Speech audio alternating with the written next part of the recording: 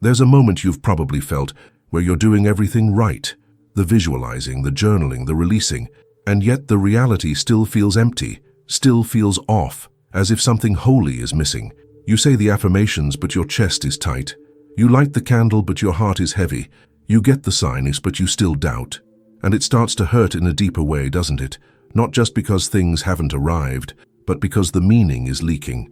You start to wonder, am I even heard? Is there anyone out there responding to this aching frequency in me? And beneath that, a quieter fear. Am I somehow disconnected from the divine? But what if what you've been calling God isn't distant at all? What if you are bathing in it and simply misreading the language? Because quantum manifestation doesn't just help you get the thing. It shows you what the thing is. It reveals how desire itself is a bridge, not to objects, but to origin, to the place where intention and intelligence meet, where energy turns into form, where your pulse and the pulse of creation are not two. Let me show you. First, feel this. The way a single thought can shift your body. Think about someone you love. Feel the warmth rise in your chest. Now think about something that hurt you. Notice how your breath shortens, how the world feels smaller. That's not imagination. That's vibration. That's the observer effect in real time. Your perception changing your physiology. Your focus collapsing possibilities into physical response. What else does that sound like, if not divinity? We think of God as a being, but what if God is a pattern, a coherent field, a vibrating intelligence so vast and inclusive, it becomes indistinguishable from the very laws of creation, not watching you from above, but watching through you. You are not separate. You are a sensory node of the divine, translating potential into presence. That's what quantum manifestation is. Not the art of getting what you want, but remembering what you are. And the reason it sometimes feels like God is absent is because you're trying to reach with your mind what is only ever accessed through your frequency. You're thinking about surrender instead of surrendering. You're commanding the universe like a boss instead of tuning to it like a beloved. You don't manifest God. You return to it through resonance. There's a moment when you stop needing proof, when a certain silence arrives and wraps itself around your ribcage like breath, when the ache in your chest stops begging and starts listening. And in that listening, something opens. You realize the delay wasn't denial, it was design. Because you weren't being punished, you were being prepared. Your frequency had to match the fullness of what you were asking for. And the longer it took, the deeper the calibration. Not punishment, precision. You've felt that moment, haven't you? The relief that comes not from getting the thing, but from releasing the grip. The peace that enters when you no longer force your future into form, but soften into the safety of the now. That's God, not the arrival, the allowing, not the miracle, the moment. Quantum manifestation shows us this. The universe doesn't hear your words. It hears your coherence. It doesn't respond to your timeline. It responds to your tone. If you are trying, you're not transmitting. If you are needing, you are signaling lack. But if you are being, if you are dwelling in the state of already, even for a breath, you become the match. You don't have to believe in God for this to work. But if you embody the frequency of unity, love, wholeness, what do you think you are accessing really? That stillness, that intelligence, that aligning force. It is the divine. The observer effect isn't just a physics trick. It's a mystical mirror, showing you that reality itself is relational, interactive, responsive to your inner world. Like a lover leaning closer the softer you speak. The truth is, you're not manifesting a thing, you're remembering a source. And when you align with that, when your nervous system becomes a tuning fork for safety, when your identity stops striving and starts stabilizing in the field of enoughness, what you call miracles just become normal. Because you're no longer trying to manage life, you're magnetizing it, not from effort, from essence. I remember the exact moment it clicked, not in my mind, but in my body, that warm hush of recognition that spreads through your chest like light cracking through old stone. I was sitting alone, the room quiet, no candles, no rituals, just stillness. And in that stillness, I felt a strange intimacy with everything, as if life had turned its face toward me and whispered, "Finally, you're here." It wasn't because I'd said the right mantra or visualized hard enough. It was because, for the first time, I wasn't reaching, I was receiving. My nervous system had relaxed, my breath had dropped, and in that softness, I became what I was seeking. That is the core misunderstanding of most manifestation teachings. We're told to want more clearly, to ask more confidently, to think more positively. But the truth is, manifestation doesn't respond to your thoughts. It responds to your embodiment, to the tone of your being. You don't manifest what you fantasize. You manifest what your frequency confirms as real. And here's the kicker. The most powerful signal you can emit is not desire. It's wholeness. Not the "I need this to feel okay" signal, but the "I already am" frequency. That's the only energy that collapses timelines. That's what bends reality. Not force, not hustle, but the grace of coherence. And coherence isn't a performance. It's not pretending to be calm. It's being so deeply regulated that your body trusts itself again, that your system no longer sees your desires as threats. That's why healing, emotional, nervous system, inner child, is so tied to manifestation, because a fragmented self can't hold the signal long enough to stabilize new outcomes.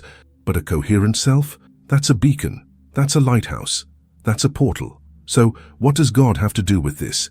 Everything. Because when you drop out of your mind and into your body's truth, when your energy stops spinning in doubt and starts resting in presence, you meet the divine, not in a flash of light, but in the flicker of relief, not in grandeur, but in groundedness. Because God isn't an answer to your question. God is the field in which your question dissolves, the stillness beneath your seeking. Think of it this way. Every time you grip, you interrupt the signal. Every time you chase, you blur the frequency.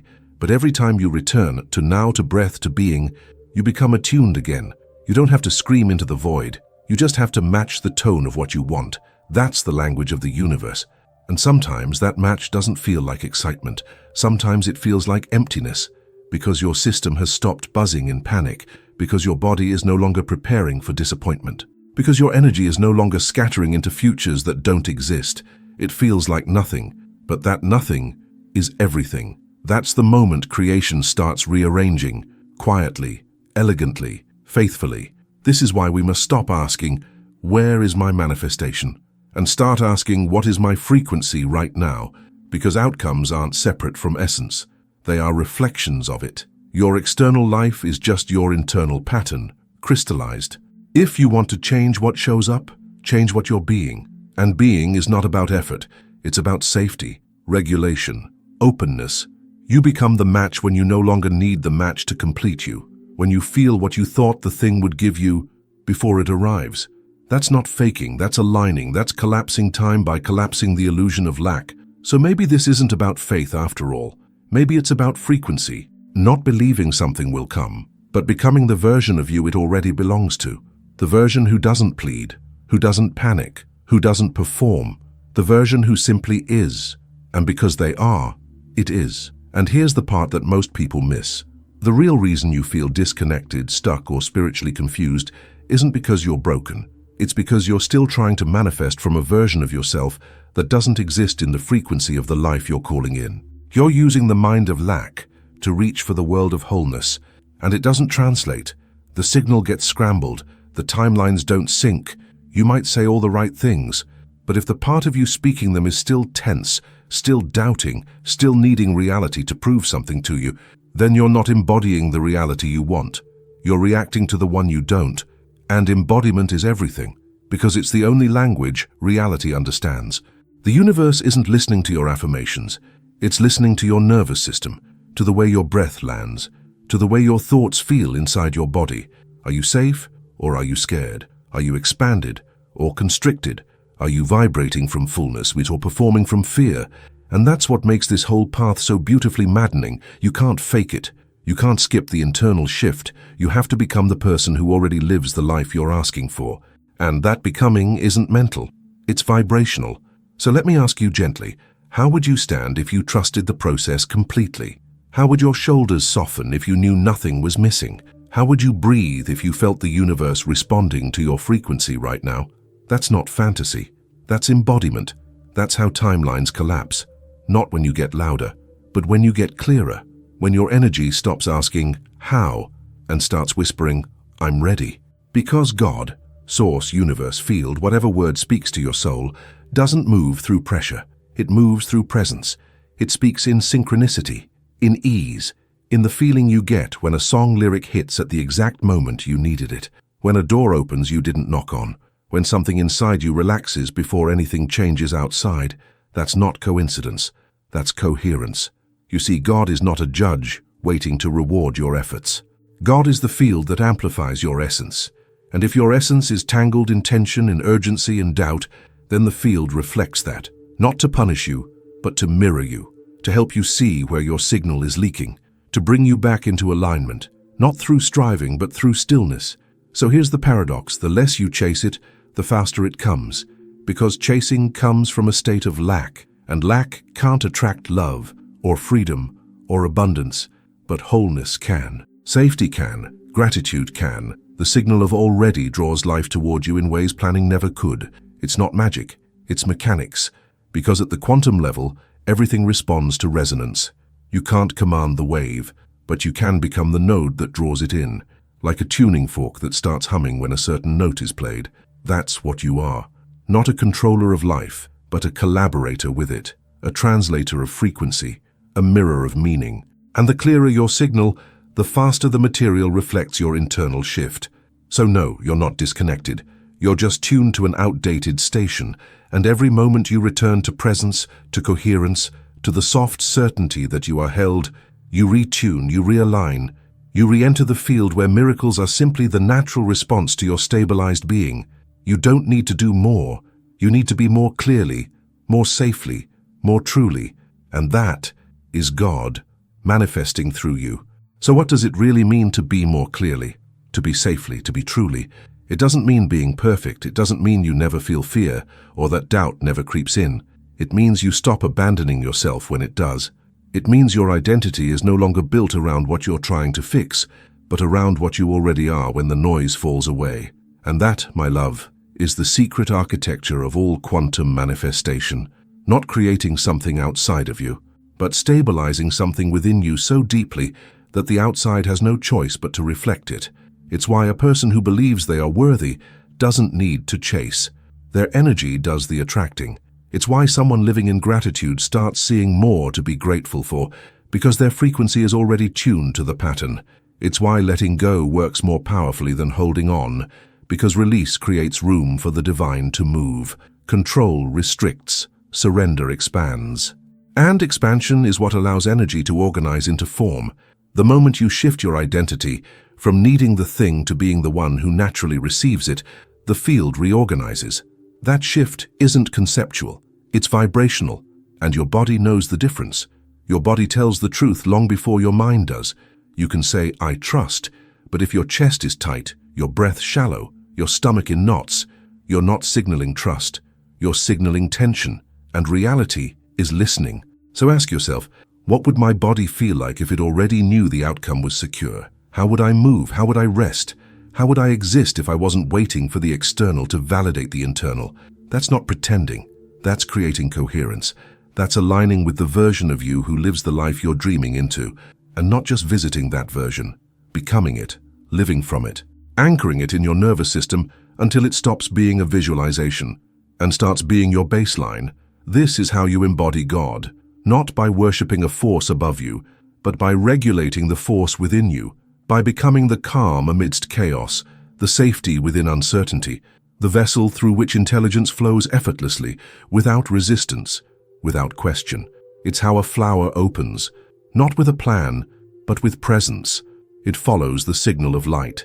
It trusts the environment will respond. It doesn't rush, it doesn't grasp, it simply is, and that is enough. You're no different. You are the environment. You are the seed. You are the signal. You are the unfolding.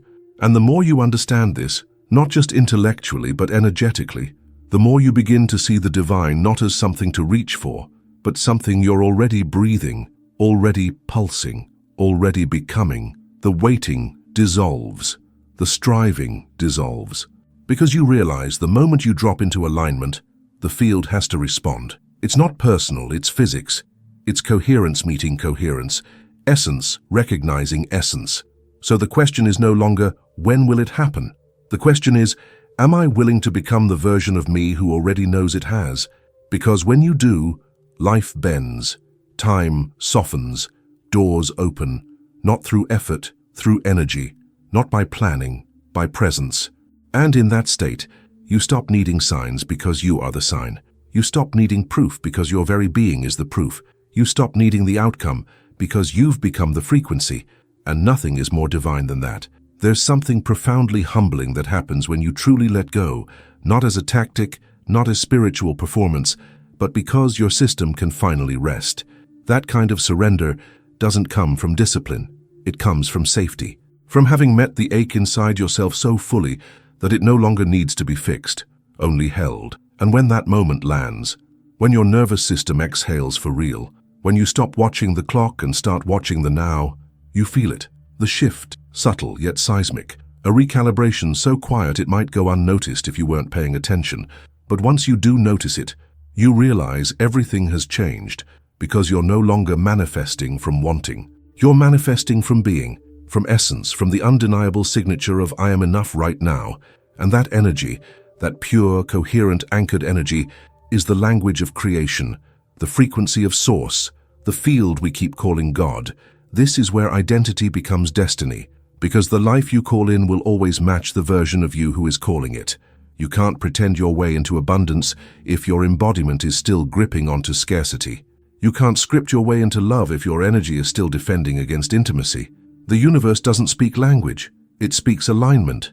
And alignment doesn't mean constant joy, it means constant truth. It means not bypassing your feelings, but holding them in coherence, like a tuning fork returning again and again to the frequency of wholeness, even when the signal wobbles, especially when it wobbles, because this is the real test.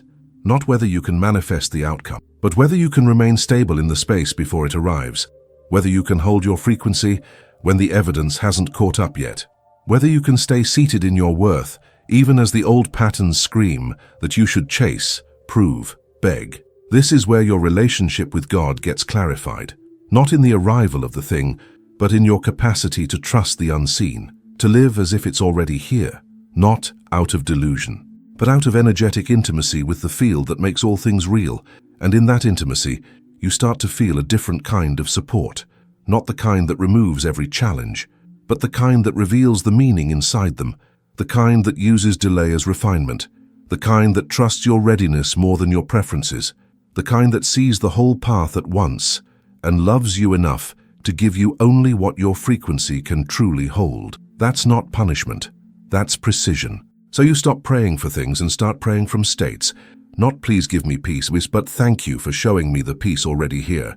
Not make them love me, but thank you for aligning me with love that matches my truth. Not bring it faster, but let me become the one it belongs to. And in that your entire posture toward life transforms. You stop hustling for proof. You start harmonizing with presence. You become a vessel, not a victim, a transmitter, not a beggar, a co-creator, not a controller. That's the divine reunion, the place where quantum meets soul, where manifestation is no longer about achievement but about attunement, no longer about outcome but about origin, because you were never meant to earn the life you desire. You were meant to remember it into being, and maybe that's the deepest remembering of all, that nothing you've been asking for is outside of you, that the life you ache for, the love you crave, the clarity you seek, they are not rewards waiting at the end of effort. They are echoes of who you already are beneath the noise. But to hear that echo, you have to become still enough to let it resound. Stillness is not the absence of movement, it's the presence of trust. It's what happens when your nervous system stops bracing for impact, when your energy no longer contracts in anticipation of disappointment. When you let the moment be enough, not because you've given up, but because you've tuned in. And in that stillness, something extraordinary happens. Life begins to respond differently, not because it changed, but because you did, because your field stopped vibrating with the frequency of almost and began humming with the tone of already. And the quantum field, the vast ocean of possibility, can only mirror what you emit. You've heard the phrase, you manifest what you are. But let's deepen that. You manifest what your body believes is safe to receive. You manifest what your frequency confirms is normal. You manifest not by efforting toward the new, but by unhooking from the old. The identity that says, this is just how it is for me. The story that's familiar but no longer aligned. The subtle expectations of lack, of betrayal, of struggle. That's where most people unconsciously stay, repeating the past vibrationally, even as they script a different future mentally. But the field doesn't care what you say. It listens to what you feel. It harmonizes with your most consistent signal, not your moment of inspiration, but your baseline of being. So if you're wondering why things haven't shifted yet, ask yourself not what you're visualizing, but what you're vibrating. Are you still subtly waiting for proof before relaxing? Are you performing trust while bracing for loss? Are you calling in love while secretly preparing for abandonment? This is the frequency fracture, the energetic contradiction, and the field can't stabilize around it, not because it's cruel, but because it's precise. It needs resonance to crystallize outcomes. Just like water needs cold to freeze, just like sound needs pressure to amplify, your desire needs your coherence to become visible. So you pause, you breathe, you feel into the version of you who isn't performing or waiting or fixing, the version who already is, the version who doesn't chase alignment but embodies it. And suddenly there's space, spaciousness inside your body, inside your perception, inside the field itself, because you've stopped flooding it with static. And in that space, life can move again, not chaotically but intelligently, like a stream that finally finds its path once the rocks are removed. You are not here to push the river, you are here to become the river, fluid, attuned, in harmony with the deeper currents. That's where manifestation becomes effortless, not because nothing is happening, but because everything is moving with you, internally first, then externally. So don't rush this process. Don't ask how much longer. Ask instead, how much more clearly can I become the version of me who no longer waits? Because that's where God meets you, in the clarity, in the coherence, in the moment you realize you're not calling something down from above. You're letting something emerge from within. And that emergence is the miracle, not what appears, but what awakens. Because awakening isn't loud. It doesn't shout its arrival or demand recognition. It slips in quietly, like a warm breeze through an open window, like the soft click of a lock finally released. It shows up not with fireworks, but with peace. Not with proof, but with presence. And that's how you know it's real. You stop looking over your shoulder for the evidence. You stop scanning the sky for signs. Because you are the evidence now. Your energy has become the sign. Your state is the portal. And when your state shifts, reality cannot help but follow. Not as a reward, but as a reflection. This is the quantum dance of the holy duet of form and formless. You step into the rhythm not by trying harder, but by trusting deeper. Not by scripting your future, but by embodying it now. Because there is no future at the quantum level. Only fields, only frequencies, only the eternal now, waiting for you to vibrate it into matter. And when you do, you realize something both breathtaking and unsettling. All those times you thought God was ignoring you. It wasn't silence. It was alignment in the making. It was the field rearranging around the new version of you hadn't yet become. It was timing orchestrated by coherence, not by calendar. You weren't being punished. You were being purified. Your signal was being refined. The noise was being stripped away. The gaps in your belief were being illuminated. Not to shame you, but to free you. And this is why it matters so deeply to regulate your inner world. Because you cannot create coherence from chaos. You cannot receive clarity while swimming in fear. You cannot stabilize new timelines from the identity that keeps recreating the old. So stop asking the universe to deliver a life that contradicts your dominant frequency, and instead, become the frequency that demands that life by its very being. And here's the grace. You don't have to do it all at once. You don't need perfect energy or permanent peace. You just need access, moments, glimpses of truth that you return to, again and again, until they become your norm. It's not about fixing every thought. It's about attuning your body to the version of you who's already free, who already has it, who already is it. And when you do, when you live from that embodied knowing, you'll start to notice the most ordinary moments becoming sacred. The right person calling at the right time, the offer that comes without force, the idea that lands when you're not even trying, the wave of calm that rises for no apparent reason. That's not coincidence, that's coherence. That's you and the field, in dialogue. That's divinity, responding to your being. And the irony?